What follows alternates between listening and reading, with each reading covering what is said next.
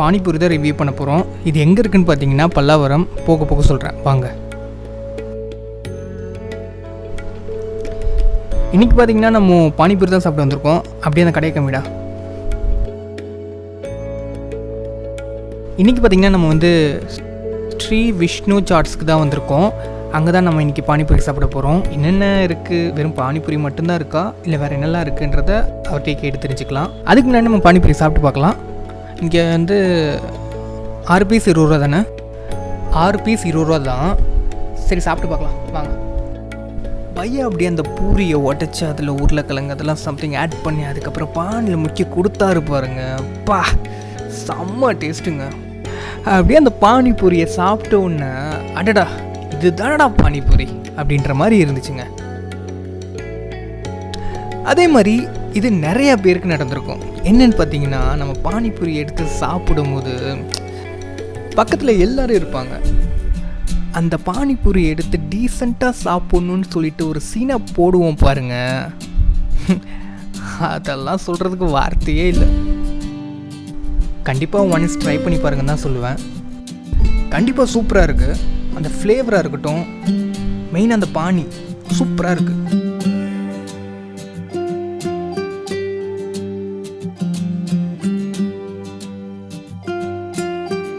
பையா கிட்ட பானிபூரியை தவிர்த்து வேறு என்னெல்லாம் சாட்ஸ் ஐட்டம் இருக்குன்னு கேட்டோம்.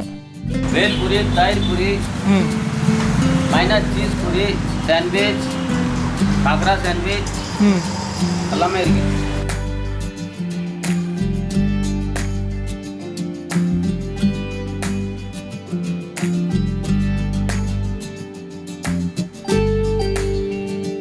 முறுக்கு சாண்ட்விச் வந்து சரியான ஸ்பெஷல்னு சொல்கிறாங்க.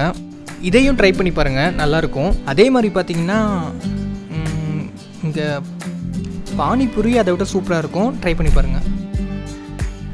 முறுக்கு எடுத்து அதை மசாலாவில் தொட்டு வைக்கிறாரு. அதே மாதிரி பார்த்திங்கன்னா வெள்ளரிக்காவை கட் பண்ணிக்கிட்டாரு. அதை வந்து எடுத்து ஒவ்வொன்றா எல்லாத்துலேயும் வச்சிடுறாரு. அதுக்கப்புறம் என்ன பண்ணுறாருன்னு பார்த்தீங்கன்னா தக்காளியை வந்து ஒரு 4 அப்படியே சீவி எடுத்துக்கிறாரு.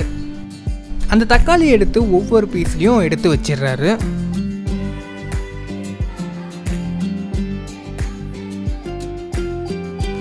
அதே மாதிரி அதுக்கு மேலே சீஸ் போட்டுக்கிட்டாரு. அதுக்கு மேலே பார்த்தீங்கன்னா முறுக்கை சாஸில் தொட்டு அதை ஒரு லேயராக ஃபார்ம் பண்ணிடுறாரு. அப்புறம் அதுக்கு மேலே பார்த்தீங்கன்னா மிக்சர் எடுத்து தூவுறாரு.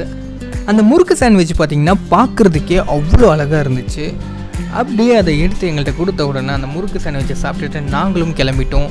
நீங்கள் பார்த்தீங்கன்னா முறுக்கு சாண்ட்விச் அப்படி சாப்பிட்ணுன்னு ஆசைப்பட்டீங்கன்னா கண்டிப்பாக இந்த ஸ்பாட் ஒரு சூப்பரான ஒரு இடம் தான் சொல்லுவேன். எல்லாமே சாப்பிட்டு முடிச்சாச்சு. எல்லாமே சூப்பராக தான் இருக்குது. அப்புறமா பானிபூரி, அப்புறமா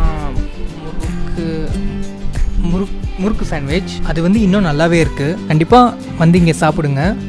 ஓகே காய்ஸ், உங்களை அடுத்த வீடியோவில் மீட் பண்ணுறேன். பை.